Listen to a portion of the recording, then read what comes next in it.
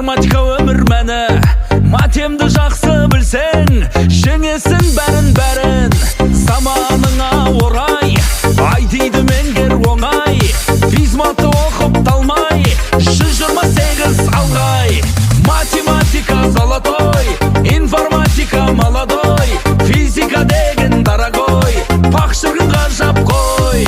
Математика золотой, информатика молодой, физика деген дорогой, пақ шіркін ғажап қой.